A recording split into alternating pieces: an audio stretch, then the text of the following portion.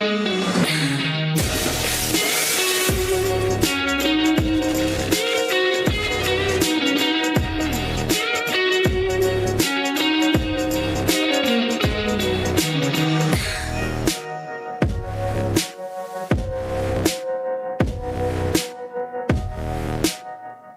going on, MPBL fans? I want to invite you to the MPBL All-Star 2026 this August 29th at the Inares Center, Montalban, Rizal. Please support the North All-Stars and I'll see you there.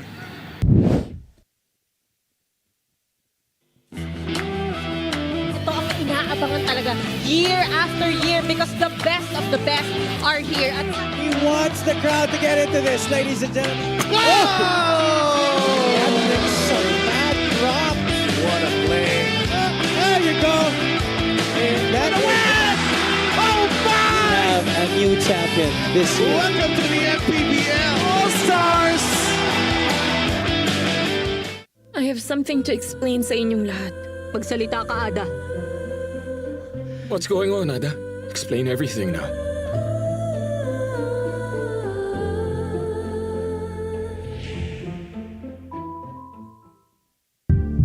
Sa bawat laro, may kasama ka. Sa lahat ng hamon, may backup ka. Kasangga sa lahat. Kasabay na aangat. Dahil sa bawat pagsubok, di ka nag-iisa. Sa bawat galaw, may puntos ka. At lahat dapat sama-sama. Kaya sa labang hanggang dulo, pusong palaban ang sekreto. Sports Plus MPBL. Tatak panalo.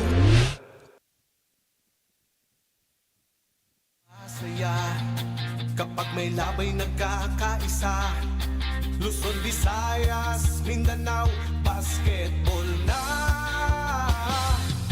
Ang bawat labay pinaghahandaan, kaya yumayanig ang bakbakan.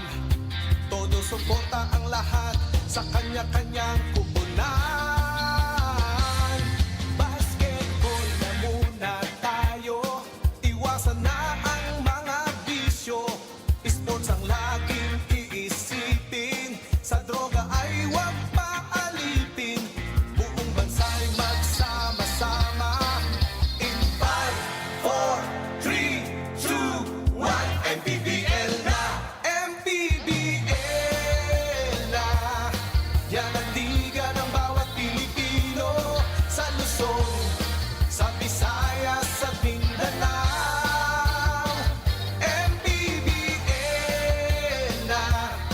Yan ang liga ng bawat Pilipino, sa Luzon, sa Visayas, sa Mindanao.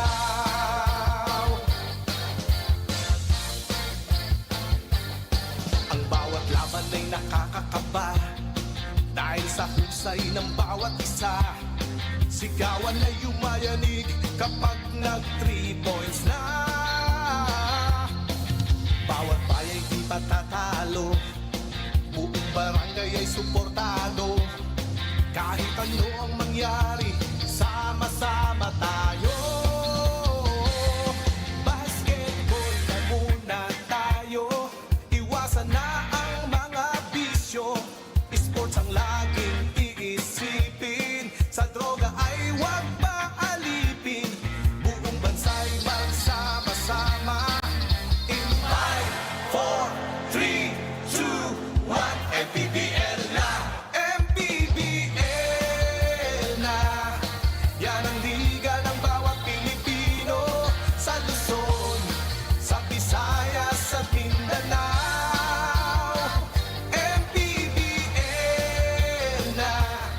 Yan ang liga ng bawat Pilipino, sa Luzon, sa Visayas, sa Mindanao. Sa Luzon, sa Visayas.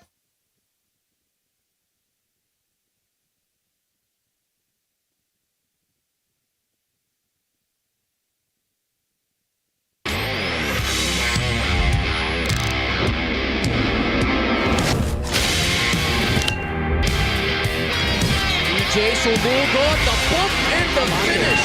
Jumper is good. Lamar, basket and one. Classic Sports back. Lahat knocks down the three. field. Yambing, look out! William Bing throws it down! Laddie sees a gap and throws it down early. What a bootcut jam! Oh my goodness! Puck three.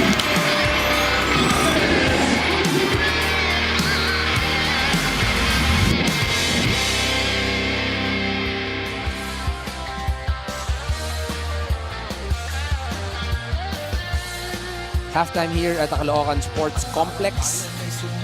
A little technical difficulty that we experienced in the first half. That's why we were not able to deliver the coverage. But we are back in action. It's only an 8-point lead in favor of Abra.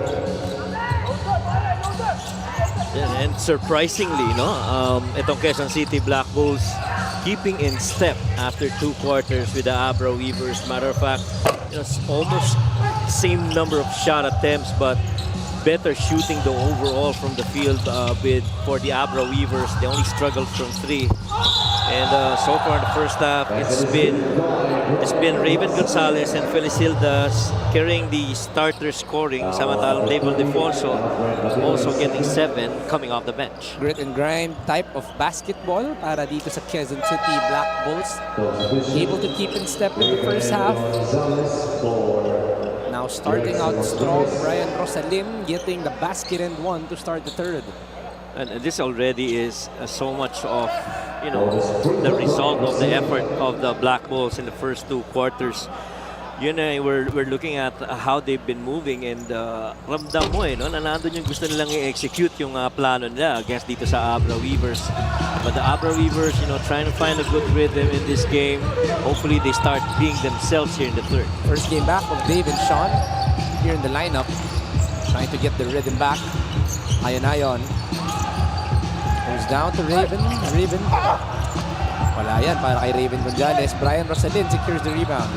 Again, gotta give credit sa magandang depensa doon. No? A little floater right up front for Raven Gonzalez. But the Black Bulls not allowing easy shots for the Weavers. Still a 3-game slate here at the Caloocan Sports Complex. Mamaya, dalawang Bulacan maglalaban. Bulacan Cuyas versus the May Kawayan Marilao Gems.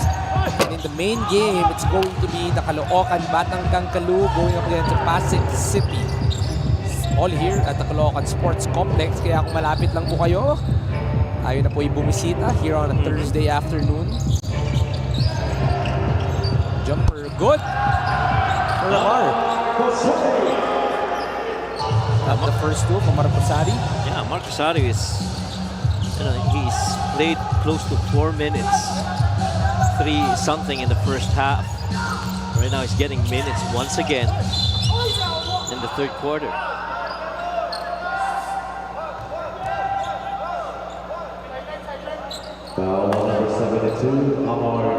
This is only a 4-point game, not really the usual game we're used to seeing from Abra. Yes. Usually a team that likes getting big leads, pero dito lumalaban ng Quezon City, 4 lang ang kalamangan ng Abra.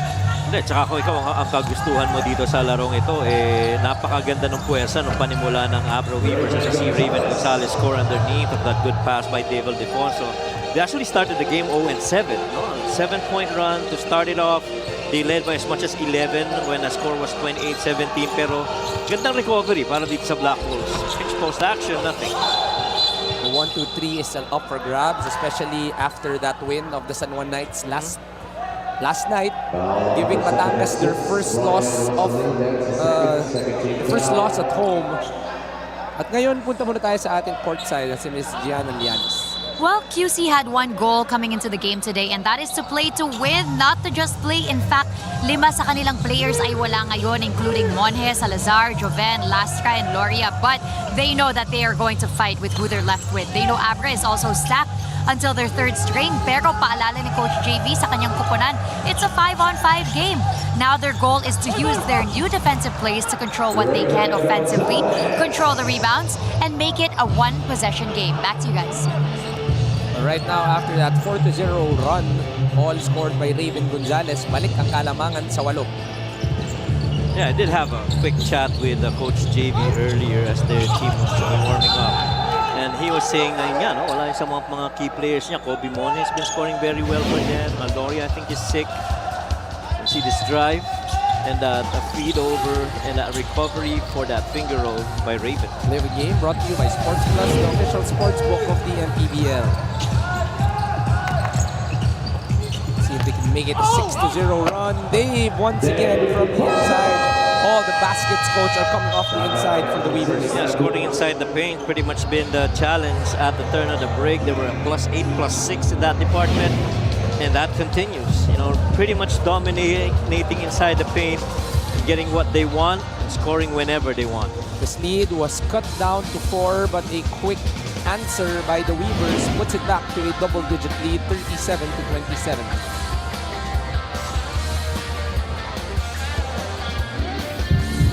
Sa bawat laro, may kasama ka. Sa lahat ng hamon, may backup ka. Kasangga sa lahat. Kasabay na aangat. Dahil sa bawat pagsubok, di ka nag-iisa. Sa bawat galaw, may puntos ka. At lahat dapat sama-sama. Kaya sa labang hanggang dulo, pusong palaban ang sikreto. Sports Plus MPBL. Tatak panalo.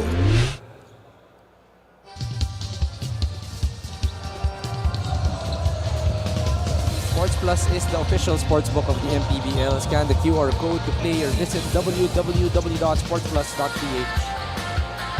Balik ng MPBL dito sa Caloocan Sports Complex. Kian Baclaan here early. This Saturday, we will watch him on the very first one-on-one invitational tournament of the MPBL All-Star. Ang ganda ng kanyang mga challengers. We have Steve Nash Enriquez, we have Fortsky Padrigao, Topeng Lagrama, JR Oligario. I'm hearing a few changes as well. Felipe Chavez is going to be there. Felipe Chavez, Kiran Akop will be out. Oh, yeah? I think there will be a change. Mamaya, clarify natin sinong papalit. Abra looking to get a bigger lead here. Janjan. Post corner. Mike. Ikot sila dito. Dave Ildefonso off the wing. Looks Dave. good. Straight lining in for Dave. Looks good for Dave. He was pretty much a bit of a struggle from there. That's his first made 3 in 3 attempts. 42-27. An 11-0 run in favor of the Weavers.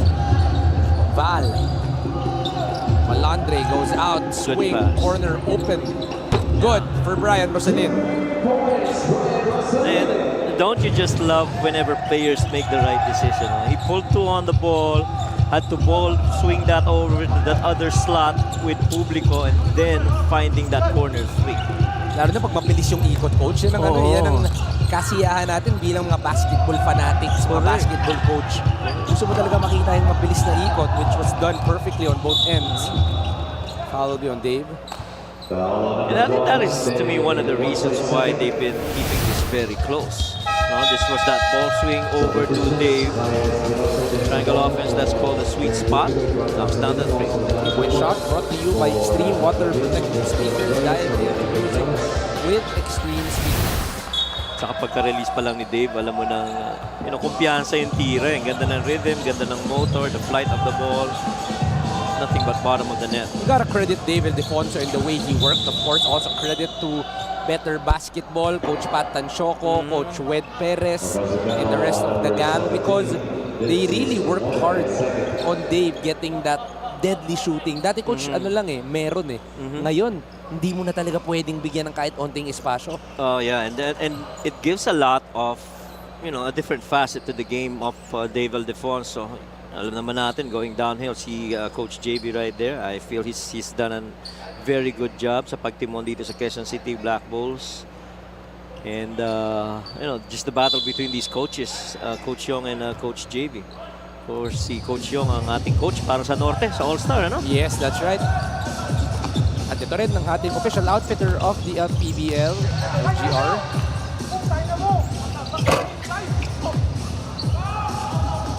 Rebounded by Pat Buena. Val. This is the 2-point guard lineup that Quezon City loves using. It's Val once again. Yeah. In and out for Val. There's going to be a push on Janjan Felicilda. And again, that shot might not have gone in, but that is another very good decision by Val Chauca.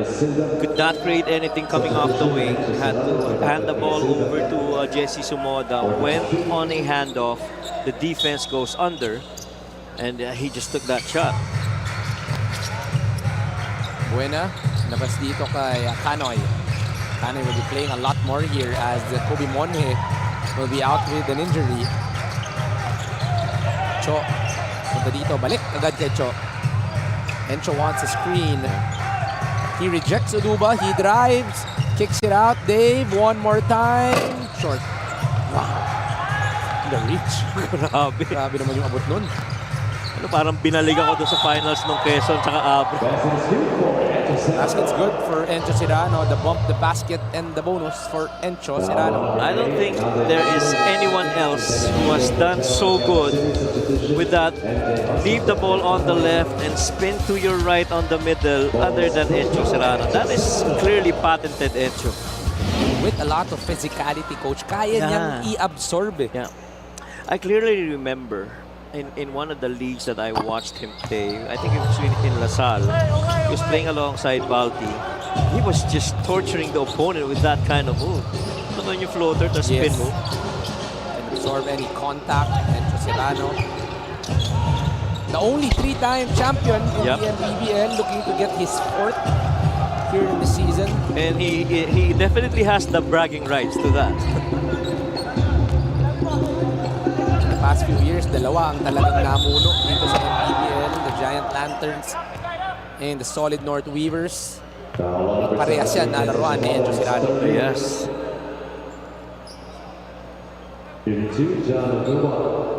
And you know, when you speak of the dominance of the Abra Weavers, especially with the last championship, this guy's here is one of those special persons. This free throw is brought to you by Extreme, ang subok at kompletong appliances brand ng Pilipinas. Well, he was so special that he tandem with Jason Brickman in that final 2 minutes. Providing that championship, that very close Game 3 against the Quezon Huskers. Right. But Game 1 Game 2, grabe yung Game 1 and Game 2 nun. Actually, it was a very good series. You know. Medyo mahirap ulitin yung ganun kind, but with the way that the teams are prepared this year, Coach, yes, I'm so excited for the playoffs. Oh, tsaka, I mean, Abra Weavers, this is already the next level Abra Weavers that we're seeing. Other teams have also ramped up. Cebu might be in there. You know, ang ganda ng nilalaro ng Cebu. I think Mike Kawayan is also doing a good thing. Batangas is doing their thing on the defensive end. San Juan is going to be very interesting because of the absence now of Mike Phillips. Later on, Caloocan will be playing as well. Binyan has been able to surprise a few teams. The Jensen Close game Warriors. din to with the Abra Weavers. That's right, the Jensen Warriors. You never count out the Quezon Huskers. Oh yes, Quezon Huskers. There are, kumbaga, when you look at the standings, halos dikit-dikit nga lahat eh, no? You're not even sure who will be eventually ending up as number 4 in both divisions, ha? Manny paid the digital wallet built for the community. Marco Sari can't get his 5th point. Takbo si Dave. Dave. Oh, that's a foul. Foul by MJ. Nang hinayang si Dave doon because he was ready for that takeoff. He was just one step away from launching himself. Coach JV Olea, much as he's really tried to, you know, bring back his team, talo na yung labanan nila sa first half. Uy, si Opa Dave lumabas using the bank. Usong-uso yan. Yung mga bata. Dumadami na nga, Coach eh. Ako, hindi ko alam yung mafe-feel ko. Yung player ko sa aking college team, during game, ginamit niya. Okay. Eh, wala naman siyang problema sa free throws. Ang problema, nung nag-board na siya, 0 out of 2 bigla. Yun lang. So, hindi ko alam, ano ba to? Gusto ko ba siyang suportahan na nagbago siya ng free throw style o magalit ako kasi biglang nagmimiti siya ngayon ng free throw. Pero kung 0 out of 2 pa lang siya, konting sampling pa lang. Konting ano pa lang. Wait, Coach, hindi. Actually, binalik niya yung normal free throw niya. So nag-okay na siya? Okay. So siya rin mismo, hindi siya convinced na he's ready for pero that in kind of shot. practice, sinusubok-subukan na niya eh. But during the season, siguro sabi niya, next year na lang, coach. Si Buena. Malakas ang tira ni Buena. Takbo ulit ang Abra. Dave goes down to Encho and the layup is good for Encho Serrano. This is where talagang napaka-dangerous nitong Abra Weavers. When you miss a shot and it's a long rebound, they have one very good big man that can actually secure the rebound and pitch it ahead, and they have good finishers. Scoring this quarter is 19-3. The first three actually going to QC, but the Weavers have just waxed out hot after that. Serrano goes under. Takbo. Itong QC. Buena. The only 3 points of this quarter, coach, came from Brian Rosalin, and that was to start the quarter here. That's right. And this has been a big run for the Weavers. Again, let's go to this fast-paced game brought to you by Sports Plus, the official sports book of the MPBL. Well, look at those three guys running that break. John Aduba in the middle. Handler being Dave Aldefonso. A weak side guy, Enzo Serrano. It is really just ganun kahirap na pigilan ang fast break na yan para sa Abra Weavers. There will be a challenge by Coach Yong Garcia. They feel that there should have not been a foul on that last play. And there will be a review. Magbabalik po ang MPBL.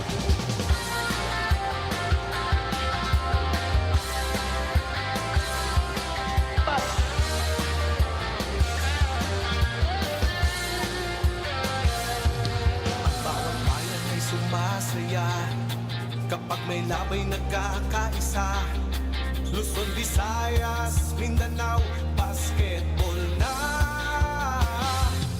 Ang bawat labay pinaghahandaan, kaya yumayanig ang bakbakan.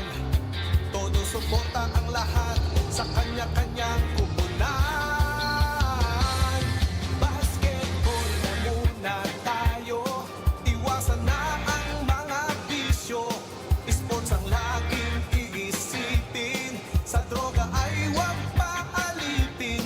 Buong bansa'y magsama-sama. In 5, 4, 3, 2, 1, MPBL. There was no foul, resulting in a jump ball. Coach Mike, the struggles continue para dito sa Quezon City, as that will be a successful challenge for Coach Yong Garcia. Let's watch this again. This is a 2 versus 1. No, that was all ball. Clearly. Linis nga. Oo. Tsaka kung tutuusin, advantage na ang ang Quezon City Black Bulls. But they never got to it only because humabol rin, bababa yung depensa ng Abra Weavers.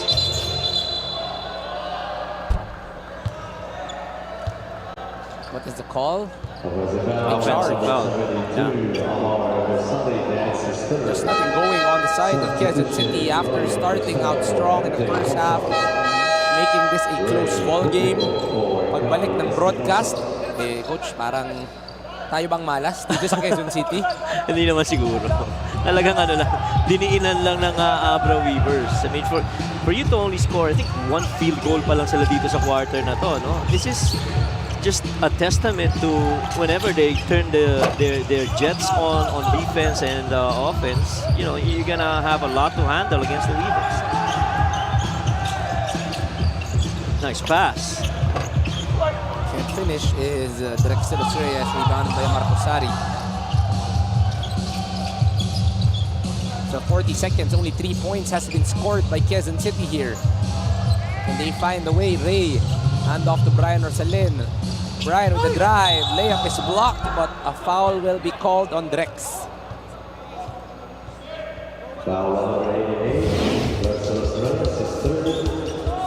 That drive right there from the baseline.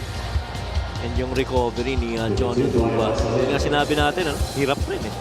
That was 4 defenders for the play of the game, brought to you by Sports Plus, the official sports book of the MPBL. Hindi mo naman masusuklian yung effort din talaga ng Quezon City Black Bulls, but you know, the manner of really just dominating inside the paint. Coach, let's talk about the Abra Weavers competing in the EASL. How excited are you?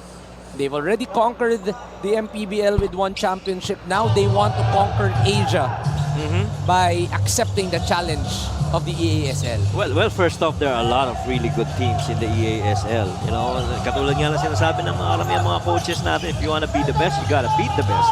And so for the Weavers to be in there, I think that is going to draw a lot from their confidence, regardless kung ano maging resulta, because I'm sure, you know, the day in, day out, and every possession activity that they have in those games, may mga mapipick up sila, eh, no? They got to cover the EASL, and it's going to be a big addition that the Abra Weavers at the MPBL will have a representative. And they are the Abra Weavers. So far, they played a terrific third quarter. Coach Mike, they were only up by 4 in the first parts, pero ngayon biglang 18 na to ang kalamangan ng Abra.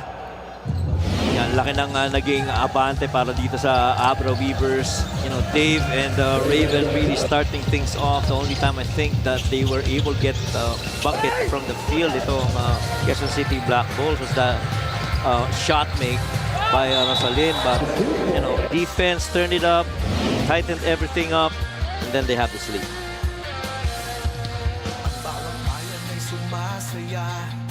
Kapag may labay nagkakaisa,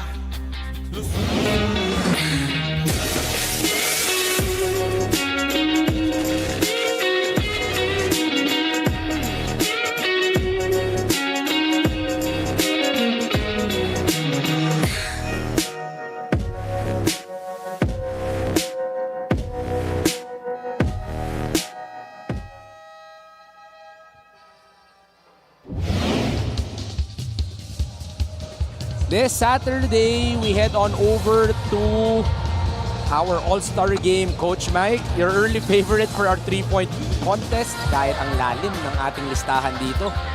Grabe. Yung mga players na nandiyan sa 3-point shootout natin. I mean, tingnan mo na lang yung nasa gitna. Judel Fuentes tsaka Mark Cruz. Tapos nandun sa kanan sa dulo si Pat Bueno. Ito namang si Kian Baklaan ay ibang competition ang sasalihan. It's going to be the one-on-one invitational challenge. Pero ngayon, ang kanya munang ipinagyayabang ay ang kanyang pormahan. Kita mo naman. Muscle tee with the tattoo and the cap. Ang ganda ng porma. And si Rano all the way for the day. Ako naman may dalawang katanungan sa'yo. Sige, Coach. Okay. Unang-una, may pagkakataon ba na ikaw ay makapag-cover ng game sa EASL? Oy, di ba nag-cover ka dun di ba? Before. That was almost a year ago. Almost a year ago. I saw you. That would be interesting for you. At ang pangalawang tanong ko sa iyo is that, kailan ka ba magmamaster tee katulad ni Kian Baklaan? Ay, diba? Coach, hindi ko kaya. Iba yung kita mo yung aura ni Kian eh. Iba yung aura na dala ni Kian. Tama naman. Alam mong may karapatan siya. Tayo, Coach, masaya na tayo sa ating blue t-shirt. Yan. Diba? Blue t-shirt na para bang lang. nag-usap tayo kung anong susuotin natin ngayon. Oo nga. Tinanong nila, kailan kayo mag-uniform? Naka-uniform na kami. Oo. Skill of the game brought to you by Extreme Boom 3 Waterproof Speaker, Unstoppable Sound, Ultimate Power. Ganun kami ka-coordinated, direct ha? Walang usap, walang chat. Oo. Pwede niyong basahin ang aming chat. Laging basketball lang ang usapan. Yan, oo. Na para bang hindi kami nagko-cover magkasama. Parang ilang araw na tayo magkasama eh, no? Kaya nga eh. Actually, Coach, third straight natin to Friday. And then Tuesday ba tayo? Yeah, I think. Monday sa Bulacan. Sa Bulacan. Eh, buti maiba naman, si Gian Alianes naman ang ating kasama. Si G naman. Si G. Hindi naman tayo nagsawa kay Daphne, pero may iba naman si G. Si Daphne kahapon nag-cover yan ng ng games kahapon. Tama, sa Batangas. Sa Batangas. North and South, ang takbo ng ni Daphne from Bataan, punta ng Batangas. Pero ang gaganda naman ng mga laro natin dito sa MPBL as we move forward in the season. The games are getting tougher. Yeah. The games are more important on every win because of the positioning. Correct. Jokno on the drop. The layup is short. Republico asking for a foul. Encho Serrano now with the ball. Post up against a shorter defender. Encho goes down low to Sean. Sean defended with Ryan Rosalin. Another post-up. Still 10 seconds remaining. Dave, cross-court. Elorde, good with a jumper. Ooh. Careless pass by Rosalin to Ryan Costello. Matter of 5 seconds, 5 points din yan para kay Nico Elorde. I was actually about to say before that turnover of that inbound na you really have to also notice yung depensa pinapakita ng Quezon City Black Bulls, because in that last offense, the Weavers took that shot roughly about 7 seconds, 6 seconds on the clock. Right now though, they're down by 27. Serrano looking for a friend. Tucker Molina goes out. Tucker against Clark, loses the ball. Stolen by Ryan Costello here. Costello goes to Kent's. Defense of the Weavers in transition, huh? You're seeing more white shirts than dark. They're taller, they're faster, yet they're the first one down. Itong Abra Solid North Weavers. Hirap coach kalaban ng team natin. Malakas na, malaki pa, tapos gusto pang maglaro. Oo. Yung sipag, no? Ang lakas na, masipag pa. Kultura na yan, coach. That's right. Kumbaga, ano yung... It's already a standard that they try and meet, di ba? MANNY, the digital wallet built for the community. Lalo na kung ang leader mo dito sa 5 na to, si Nico Elorde, already have been through a lot in the MPBL. You have proven winners in Enzo Serrano. Yes. And the thing about the Weavers, I don't think we have seen consistently that Nico Elorde version of his when he was in the Gensan Warriors. Only because nalibre kasi ng rotation sa position niya, no? Can you imagine him scoring points mostly on the free throws come crunch time and making those shots? He was one of the best in taking those free throws. I think he was at a high, close to 90% free throw shooting in the previous season. We gotta go back to the steal of the game, brought to you by Extreme Boom 3 Waterproof Speaker, Unstoppable Sound, Ultimate Power. Nico Elorde doing an MJ Hoso. Alam mo, coach, I gotta give credit. Second place lang si Nico Elorde doon. Saan? The cameraman, for him to be able to expect that there was a steal. Oo nga. Yun ang mahirap man. Saktong-sakto siya doon. Si ano yata yan? Si Jesse yata. Yung cameraman natin dyan sa baba. Veterano pala. Oo, veterano yan. Veterano pala. Iniisip ko lang, paano mo maaabangan yun, di ba? Kasi ang dami mangyayari doon sa court, nandun ka sa baseline. Correct. Tapos talagang nakuha mo yung steal ni Nico Elorde. Hindi siya napikean no? Wala. Veterano. Killer na si Nico Elorde. Ganda rin ang timing naman talaga ng pagkakastil na ni Nico Elorde. Extreme ang subok at kompleto appliances brand ng Pilipinas. Nico Elorde once again pressuring Ken's Jokno here. The switch. Big to small here. Go down low. Maguno on the jumper. Goes out. And Serrano with the rebound. That was a good ploy by Coach JV. Baguno is pretty much taller. And I think that was Encho Serrano who defended him earlier. Also had good medium range. Dave struggling a little here in this quarter. Has not made a 3. Push coming off Abra. Number 1, David Alfonso. His third foul, 2 on Abra.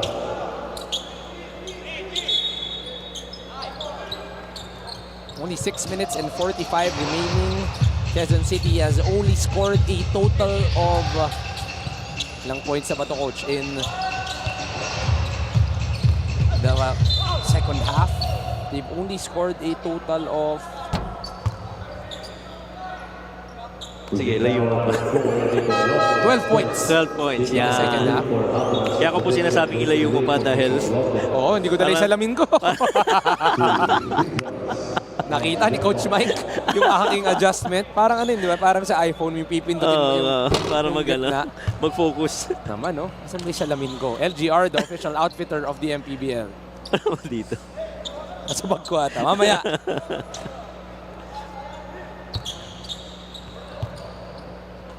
Quezon City was able to cut this down to 4. They scored a few first points in third quarter. It was 31-27. Pero after that, coach, bumulusok na lang itong Weavers. Right. Actually, after going on that 7-0 run, sumagot naman ang Quezon City with their own 6-point run, trimming down that lead to 1. Since then, that's been the closest I think that they've gotten. Ooh. Oh, Sean is... Hindi mo, coach, kailangan kamustahin si Sean. Kamustahin mo yung sahig. Kasi tinamaan siya ni Sean. No, pinanasan ka agad. Kaya nga, kamustahin mo yung sahig kasi tinamaan siya ni Sean. Alam mo yun yung parang feeling mo yung sahig pa yung umiiwas no? Because he's bulked up talaga yung niya, yung shoulder, yung arms. Matter of fact, even the way that he jumps, he has a lot of power on that I left. gotta credit that the way he disciplined himself, the way he understood, coach, that he needs to be able to match up physically because he is undersized for that 3 to 4 position. You're not even gonna notice only about 6'2", because the way he's built is to challenge all positions, coach. Ito si Sean. Right. Defonso able to get 1 out of 2 on the free throw line. Lead extends to 27.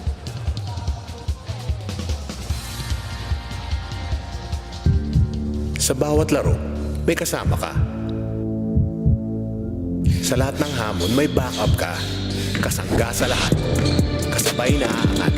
Dahil sa bawat pagsubok, di ka nag-iisa. Sa bawat galaw, may puntos ka. At lahat dapat sama-sama.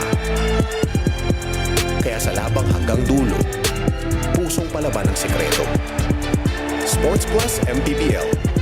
Tatak panalo.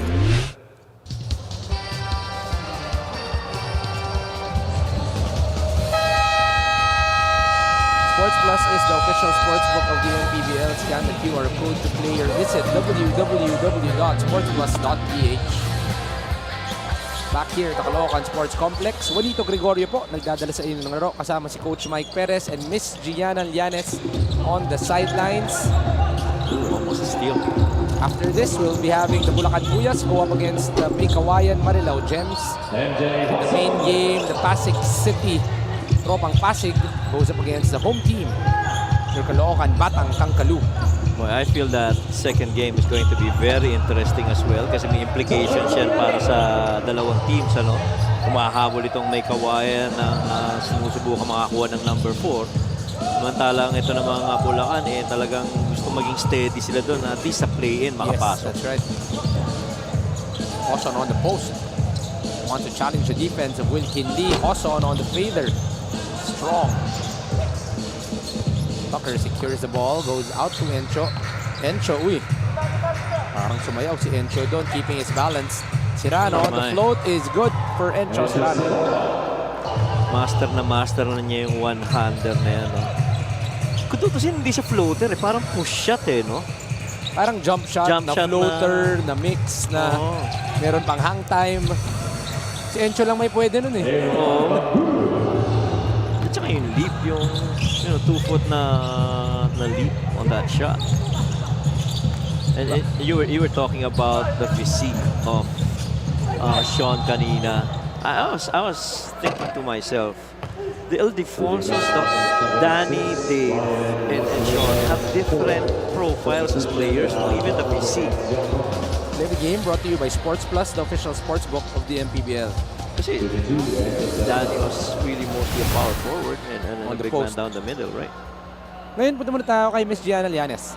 Well, last Abra game against Valenzuela, we saw 2 slam dunks from Tucker Molina. Kwento niya, it was actually right before that game where he agreed to be his team's representative for the slam dunk competition during this Saturday's All-Star event. So that's right, Tucker Molina is officially part of our dunk contest. Matagal na raw kasing inaalok sa kanya ang oportunidad from his teammate Jake Figueroa. So he decided to just go for it. He admits he hasn't been preparing much for it, but he recently joined a dunk competition now back in his college in the US, and he won it. So that's giving him a good amount of confidence for this Saturday. Back to you guys. Thank you for that, G. Coach, what excites me is that bata pa to. 23 pa lang itong si Tucker Molina. So, minsan mas gutom yung mga bata to actually prove themselves into a ball game. Yes, and he's physically gifted. I mean, he's got a a very active, athletic, profile as a player. 6'7". 6'7". He's got that height. He's got, he's really good.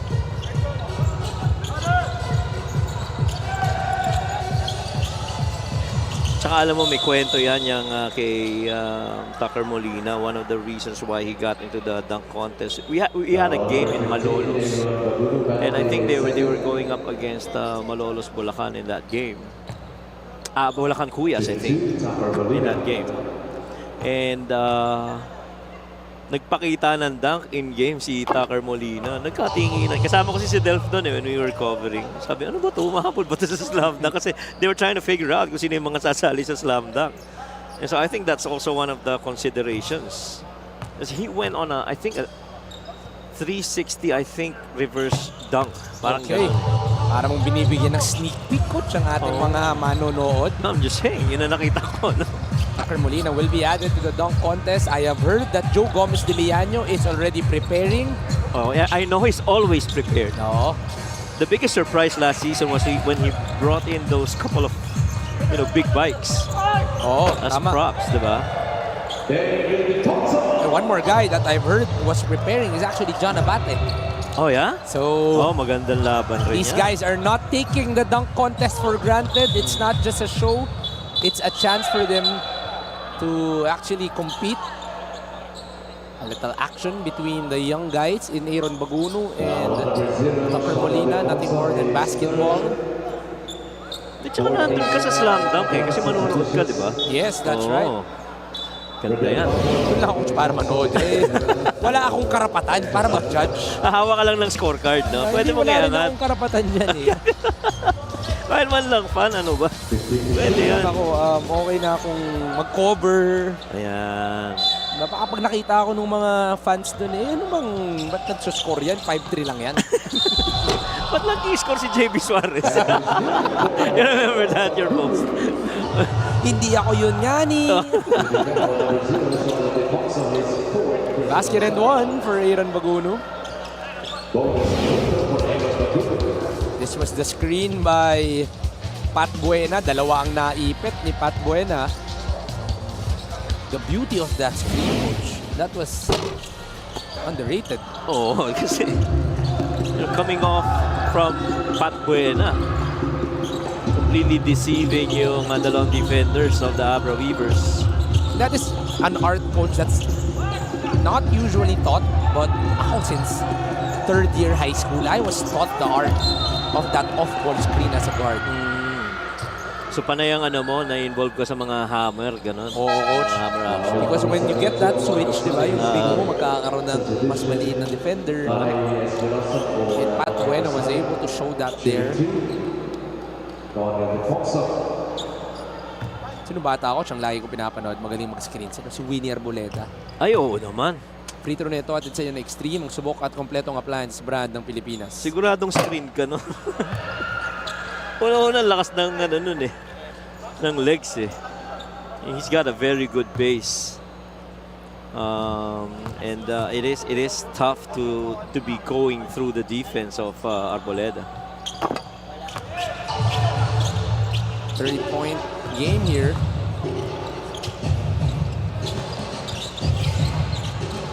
To 42.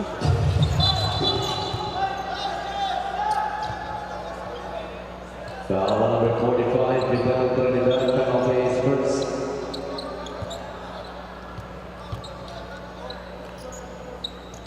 So 3 minutes and 19 remaining here in the ball game.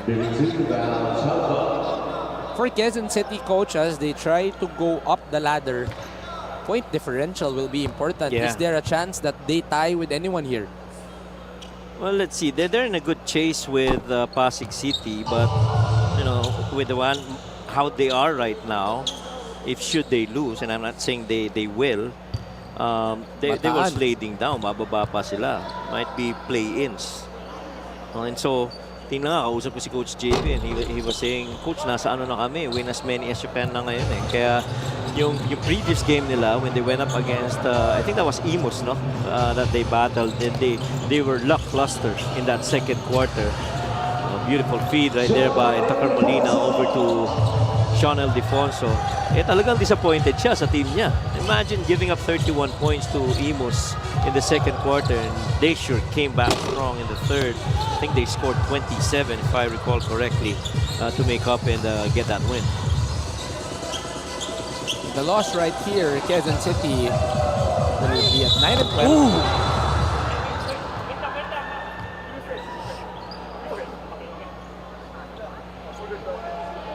I do hope that he's okay. Players on the court, please proceed to your respective benches.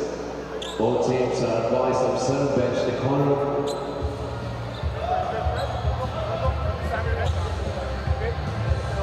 Seems to be a little shaken up here. We were just talking about him competing this Saturday. You know, he went in there, and Espinosa, I think, was the one who got in the way. See again, close defense. Also loud thud. Out of balance after that flight up. That left arm got stuck with Espinosa. And everybody heard that bang, but Tucker Molina is up and walking. He's holding on to that back part of the head.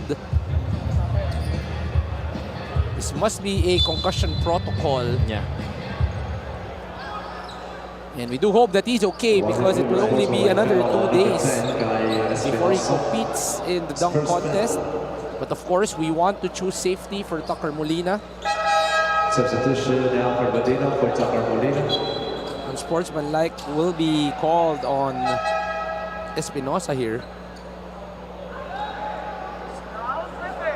And Tucker Molina getting checked here. Lahat, SNC, assistant coach, lahat ng medic. Because the head is very sensitive. Yeah.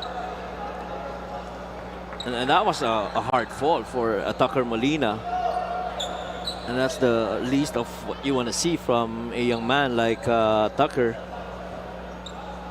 I thought he was trying to get a balance, pero nga sabi mo naipit yung I think yung left arm, naipit yung left arm niya. It still looks a little woozy here. Sinasabi niya sa kanyang mga coaches na medyo may hilo.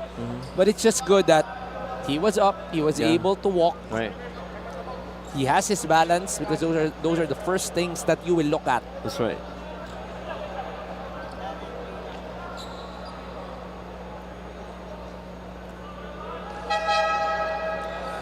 So he's been subbed here by Batino. He's the one now who will take the free throw in lieu of Tucker.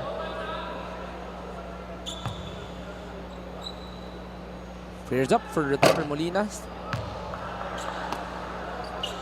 Missing on the first. Ayan pa rin si Tucker Molina. Niyayelo nila.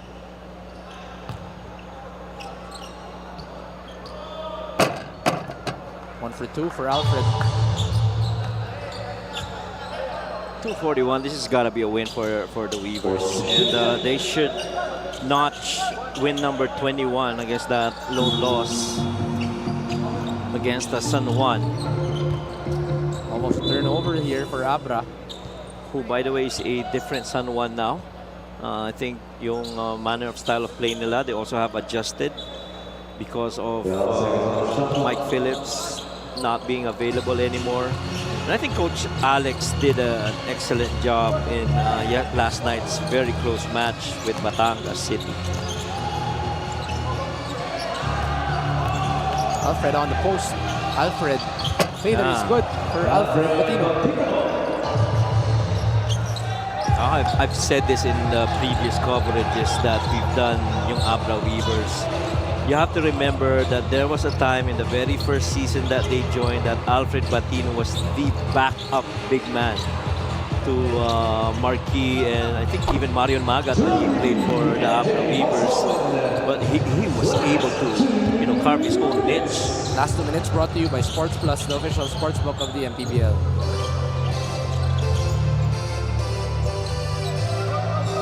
31-point lead here by the Abra Weavers. Batino just subbed in the ball game, an emergency substitution for Tucker Molina. He fell hard on his back.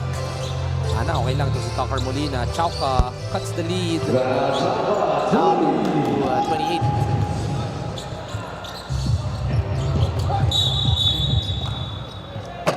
to be a hold on Val. Yep.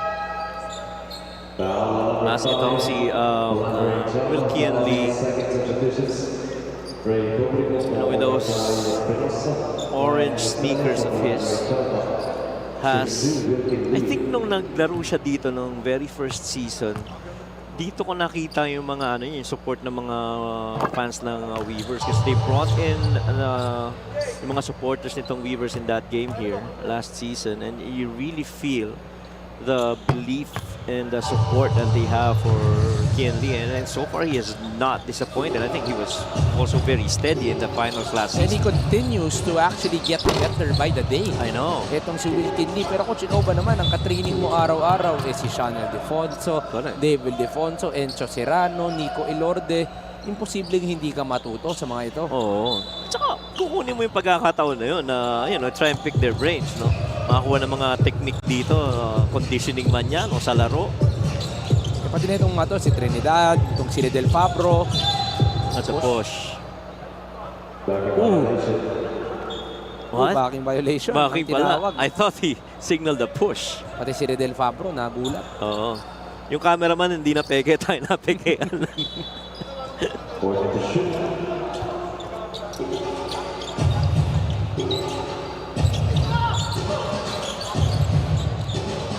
Buena goes corner.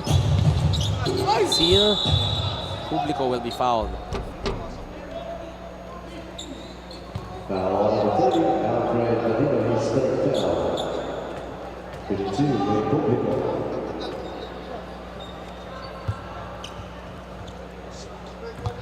Publico, ang ganda rin ang nilaro nito nung last game nila. Sports Plus is the official sports book of the MPBL. Scan the QR code to play or visit www.sportsplus.ph.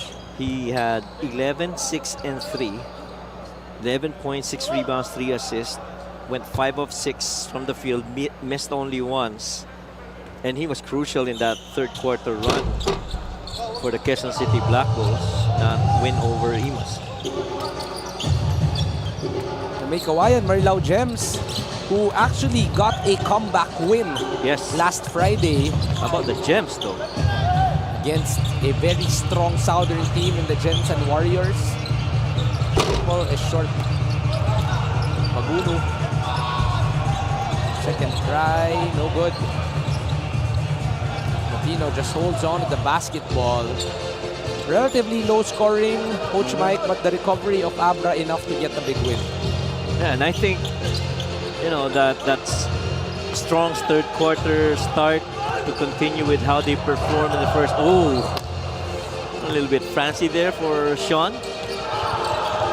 The third quarter really, cemented na no chance to come back itong Quezon City Black Bulls after just being down by I think 6 points, no, in the first half, or 8 points rather in the first half. And then that quick scoring barrage, that basket and one by Brian Rosalin, 31-27. But after that point, it was all Abra Weavers. Right. And no question about it. The Weavers, came in prepared. I'm sure they were also surprised with how the good start of the Quezon City Black Bulls had to make that adjustment in the third quarter and to secure this win. Coach, one guy that stayed consistent the whole ball game, 18 points, Dave Ildefonso. Yeah, and iba't ibang paraan ng pagtulong, rebound, umiscore, umassist. Yung three-pointer niya, I think, was huge in the third quarter. Then, as soon as his shots came in from the outside, it was easier for him to get inside the paint and score some more. From the outside, the inside, or anywhere else, Dave Ildefonso is our player of the game, brought to you by Sports Plus, the official sportsbook of the MPBL. Welcome back, Dave Ildefonso, able to provide the scoring punch needed right away, who right now is with our courtside, Miss Gianna Llanes. Congratulations to the Abra Weavers and our best player of the game, Dave Ildefonso. Welcome back as well. Dave, this is the 19th win in a row for your team. You have a great game coming up for your next game against Cebu. Paano nyo sila paghahandaan? Siyempre yun nga, all the glory and honor kay God kasi yun ako naman manalo. And yun nga, maganda yung matchup namin against Cebu kasi maganda yung story nila this year, maganda yung run nila. And syempre yung mga players nila, hindi biro. So syempre tiwala ako sa mga coaching staff namin na gagawin namin lahat ng kailangan namin gawin para ma-ready namin sarili namin for that. Now, Dave, our MPBL All-Star event is coming up this Saturday. When I spoke to a lot of the players participating, sabi nila they're either most excited to be your teammate or most excited to go against you. Ikaw naman, saan ka pinaka-excited for our All-Star event?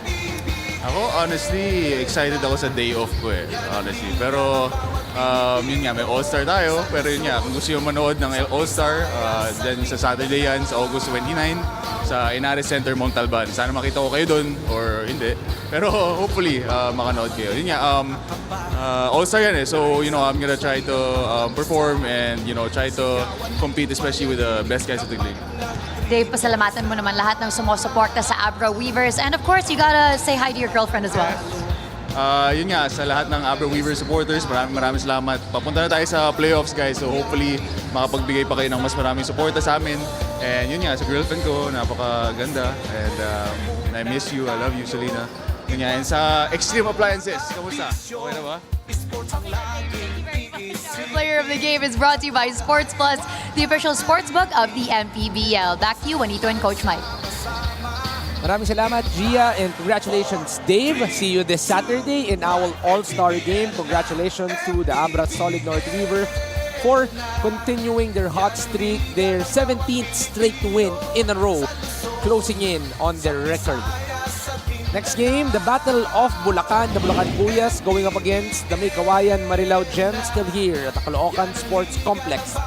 Magbabalik pa po ng Maharlika Pilipinas Basketball League.